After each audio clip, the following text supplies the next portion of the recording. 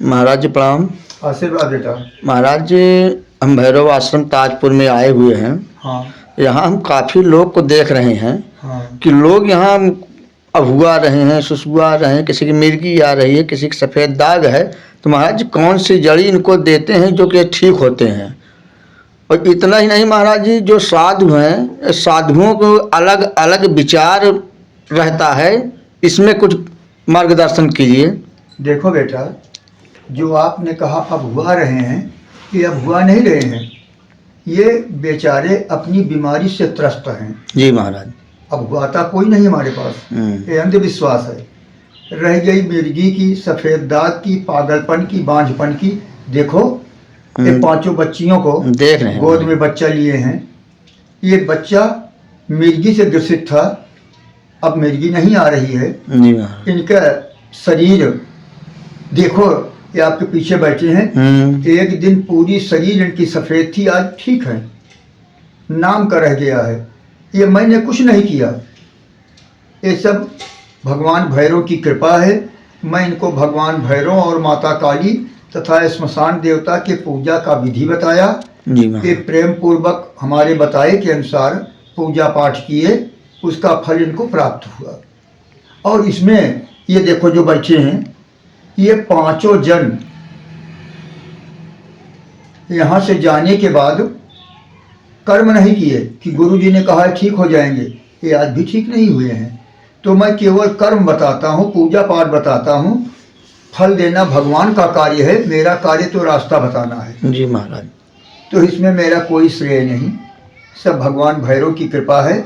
और भगवान भैरव तो बड़े दयालु देवता हैं। सच्चे मन से उनकी शरण में जाओ, नाना प्रकार का सुख पाओ, उसमें कोई संदेह नहीं है। जी रह गई बात साधु और संत की। संत तीन प्रकार के होते हैं बेटा। जी। पहला नंबर, अपने निजी स्वार्थ के लिए संत बन जाना। दूसरा नंबर, अपने स्वयं के उद्धार के लिए संत बन जाना। तीसरा नंबर, अपने आप को भगवान के कमल रूपी चरणों में समर्पित कर देना, अपने मानव देह को भूल जाना। यही तीन प्रकार के संत हैं। जी महाराज। अब कहेंगे महाराज समझ में नहीं आया। समझिए, रावण चारों वेद का ज्ञानी था। भगवान शिव का जितना बड़ा पुजारी रावण था, न त्रेता में कोई था, न द्वापर में कोई था, न कोई कलयुग में है। चारों वेद छवो शास्त्र का ज्ञानी त्रिकालदर्शी रावण जब जान गया कि मेरे परिवार का उद्धार मुझसे नहीं होगा, तब वो भगवान से दुश्मनी किया। और दुश्मनी में रूप कौन सा धारण किया? साधु का।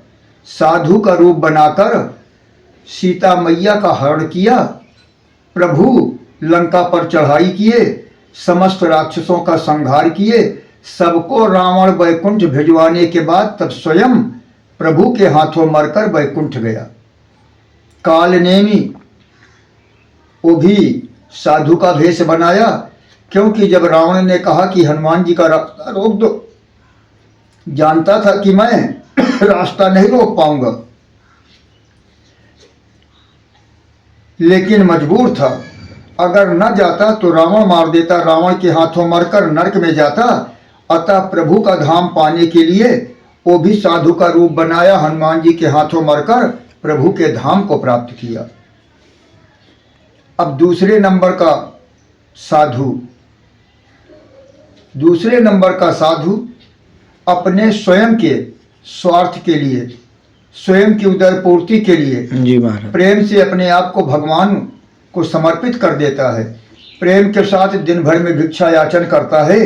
भिक्षा याचन करके जो स्वयं पाता है, बाकी परिवार वालों को दे देता है। तीसरे नंबर का साधु, जिसको अपने घर का, द्वार का, परिवार का, किसी का कोई ज्ञान नहीं, सबको भूलकर अपने आप को प्रभु के चरणों में समर्पित कर देता है। वो अगर चाहे तो विधि के विधान को भी तोड़ सकता है, क्योंकि भक्त के बस में है भगवान। ये तीन प्रकार के साधु होते हैं, और मैं इन तीनों प्रकार के समस्त संत समाज को सच्चे मन से प्रणाम करता हूँ, जी वाह। क्योंकि साधु का रूप तो प्रभु का रूप होता है। उस रूप को प्रणाम कर लेने मात्र से अनेक जन्मों का पाप धुल जाता है। वो कृपा है इस साधु लिबास में। अब आप कहेंगे, क्योंकि मुस्कुरा रहे हैं ना आप, इसका मतलब आप कुछ पूछना चाह रहे हैं। मैं पूछने के पहले ही बता रहा हूं। संत संत होता है। एक बार ब्रह्मा के मानस पुत्र नारद जी महाराज इस धराधाम पर घूमने आए। एक ब्राह्मण के कुटिया पर पहुंचे। जैसे ही नारायण नारायण नारायण की आवाज लगाए, पति पत्नी दोनों प्राणी एक थाल और लोटा लेकर जल भरकर आए। नारद जी का चरण धोए। आपत्ति घनध्वान सहस्त्र भानवः समीहितर्थाय प्रणकाम धेनवः अपार संसार समुद्र सेतवः पुनंद त्वं ब्राह्मण पाद पंसवः। चरण को धोने के बाद अपने गमछे से चरण को पोंछे, कंबल का आसन दिए, कंबल पे बैठ गए। पंडिताइन अंदर जाकर, गर्मी का महीना था, आंवले का मुरब्बा लेकर आई, एक लोटे में जल लेके आई, बैठ गई। गुरुजी प्रसाद पहले पाओ। नारद ने कहा, बेटी कोई बच्चा नहीं दिख रहा तुम्हारे घर में, क्या बात है? कहाँ गए सब बच्चे? पंडिताइन रोने लगी, नारद जी का पैर दबाने लगी। गुरुदेव देखो ना, हमारे बाल पक रहे हैं, आपके भक्त के भी बाल पक गए हैं। अभी तक कोई संतान हमारे यहाँ नहीं है प्रभु। अब आप आए हैं, अब तो निस्संदेह हमें संतान की प्राप्ति होगी। हम पे कृपा करके आशीर्वाद दो कि मुझे संतान प्राप्त हो।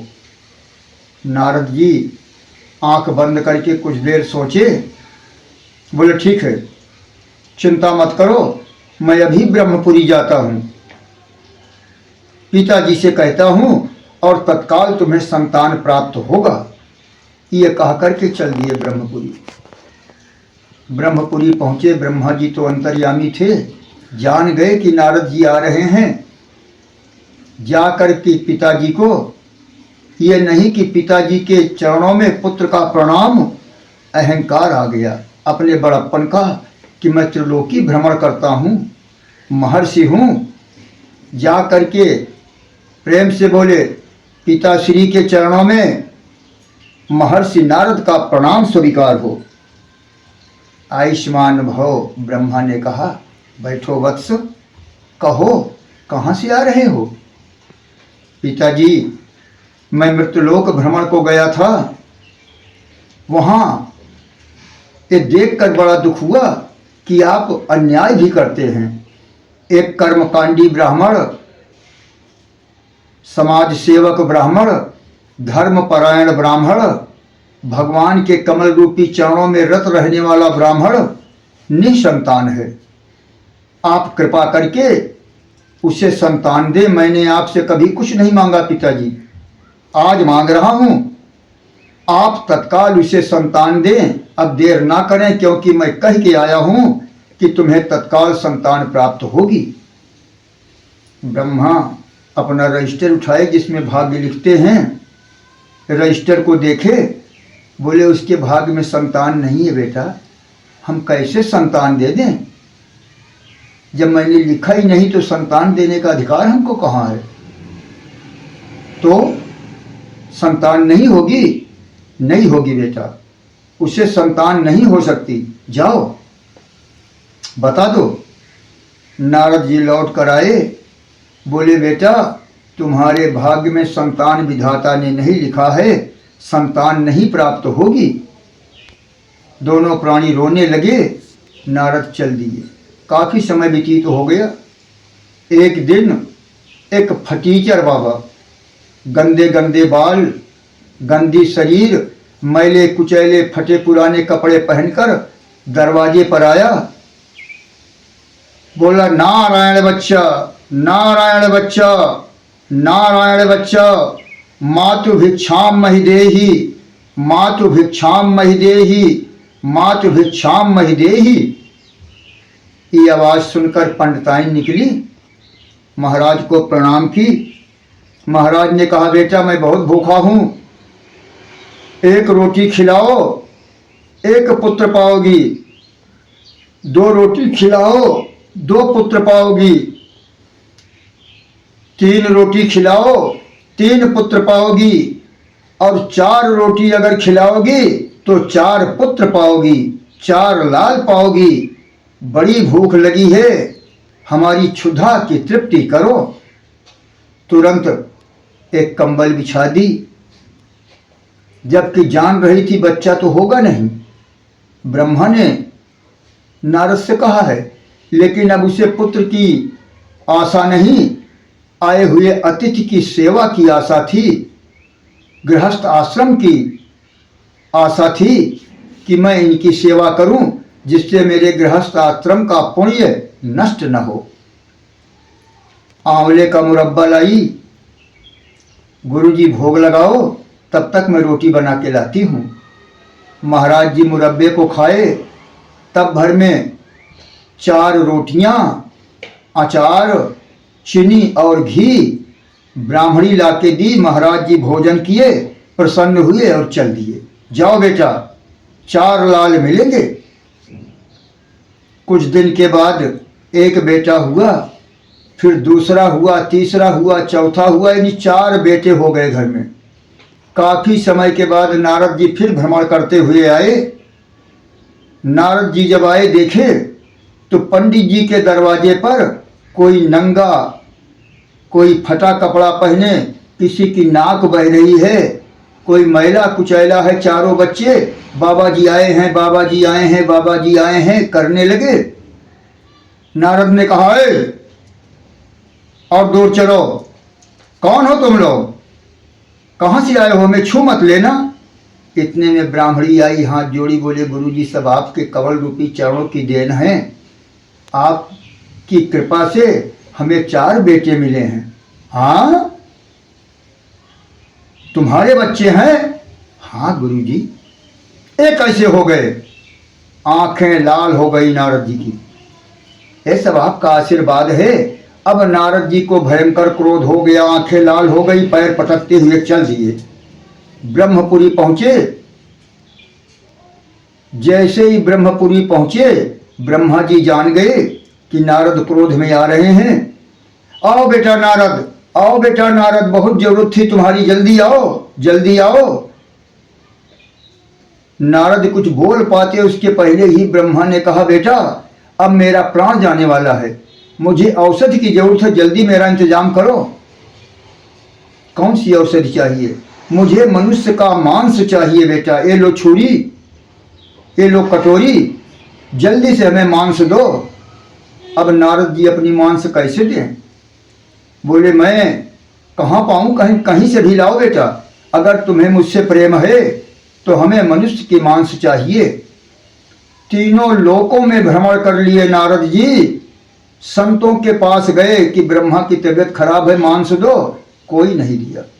लौट गए, बोले कोई देने को तैयार नहीं है पिताजी। चाहते तो नारद दे देते, नहीं दिए।